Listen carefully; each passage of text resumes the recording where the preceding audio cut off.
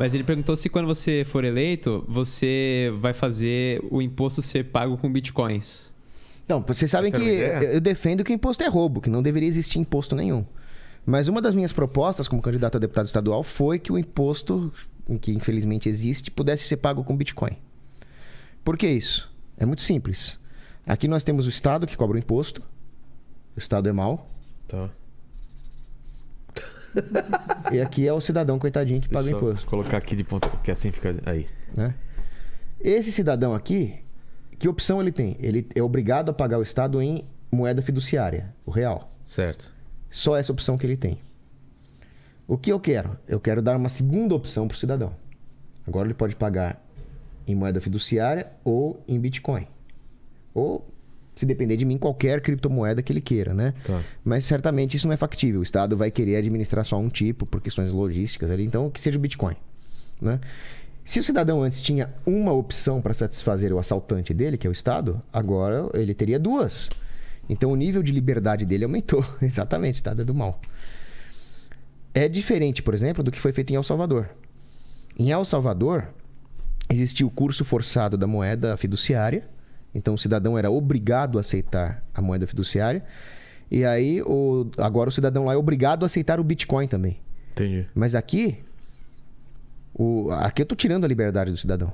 Porque hoje o cidadão, a imposição dele é aceita a moeda fiduciária. Infelizmente ele tem que aceitar. Lá em El Salvador, agora aceita o Bitcoin também. Então ele tem menos liberdade. Ah, entendi. Isso aqui é menos liberdade, isso aqui é mais liberdade. Agora, qual seria a consequência do cidadão poder pagar os seus impostos em Bitcoin? A primeira consequência disso é que aumentaria a liquidez do Bitcoin. Então ele se tornaria mais difundido, mais forte. Se o Bitcoin é uma das melhores armas que o cidadão tem contra a tirania estatal e contra o sistema financeiro fiduciário, quanto mais forte o Bitcoin for, melhor fica para o lado da liberdade. Então estaria ajudando esse lado. Segundo, o Estado aqui, ele é um diabinho, ele não é o grande diabão que é a nova ordem mundial. Esse cara aqui é o burocrata estadual ou municipal, dependendo de onde for eleito. Se ele pode arrecadar impostos com isso, ele não tem por que destruir o Bitcoin, cercear o Bitcoin. Porque ele é um burocrata estatal que não está preocupado em causar o mal pelo mal, como é o caso dos níveis superiores. Ele só quer a grana e as mulheres. É grana e mulher que você quer? Então toma, Bitcoin.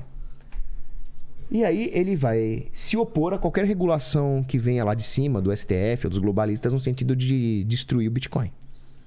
Eu ganho um aliado. Inadvertidamente, o burocrata estadual passa a trabalhar a favor da liberdade. Entendi.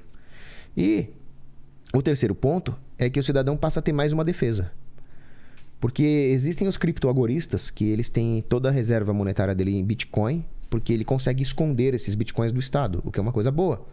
Mas o Estado ainda assim pode confiscar a propriedade física dele. Volto a repetir, nós somos seres orgânicos, físicos, nós não somos cibernéticos. Nós vivemos de comida física, nós nos defendemos com armas físicas.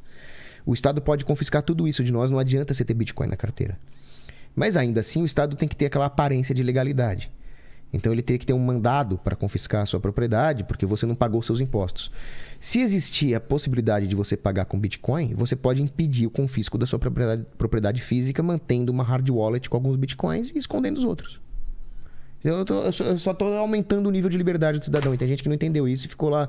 o Cogos quer dar os nossos Bitcoins para o Estado. Hã? Tem gente que tem problemas.